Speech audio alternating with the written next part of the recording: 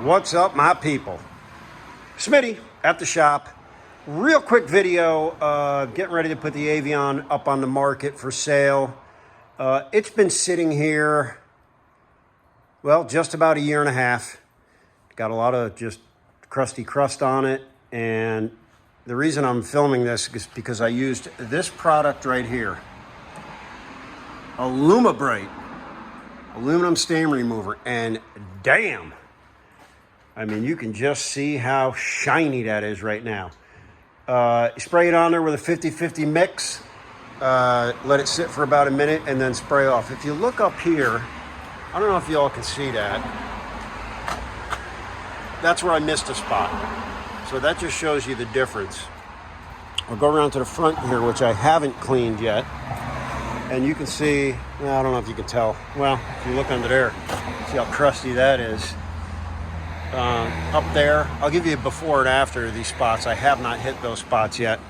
And actually, if we go around to the other side of the old La Grande, look at how shiny that is. You can literally see right there where I stopped. But just even look at the awning. Look how much it cleaned that up. Gorgeous, as opposed to the front one.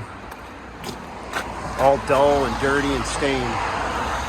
So I'm gonna quickly blast the front of it and then this side also, and then I'll show you an after of this side. You can see just how crusty this thing is. I don't know how long it sat before I bought it.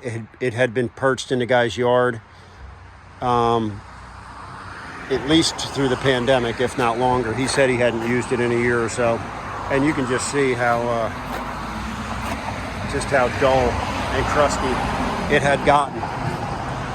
All right, stay tuned. Well, there's your proverbial after shot. And keep in mind, y'all, this is a 1974 trailer. Not only that, I did not do any scrubbing to that. Just as the instructions said, spray it, wait a minute, then spray it off, preferably with a pressure washer, which I did. I didn't even use the gas pressure washer. I just used the electric pressure washer. I suppose if you wanted to really spend some time scrubbing this thing, you'd get even better results. But I'm super happy with the way this looks compared to how it looked an hour ago. Wow, huge difference. And here's this side. And granted, it's wet right now, so it's going to look shinier and prettier than ever. But as you can see, though, like I said, that the awning, excuse me, looking good. Here's this other side awning. Oh, maybe missing. There was tape there. Here's the other side of the awning that was all scungeel. Very nice. Very happy with the results. And this baby's going on Marketplace probably tomorrow. 28-foot Legrand. You're probably looking at $15,000. This one is literally a time capsule. All original inside with the exception of an upgraded furnace and an upgraded turlet. Everything else is 100% original. Let me just give you a little peek inside here. Yellow man, why didn't you show us the inside? Well, it's kind of dark in here, but there you go. If you like the 70s and you like wood, this is the and you like floral pattern, this is the camper for you. This is actually a pretty sweet camper. This is a really, really nice example of one of these. We got this fancy glass on either side. All original wooden cabinets, all working. All of the knobs and everything. There's the sink. It's got a pretty deep tub. It's a pretty cool tub for an RV.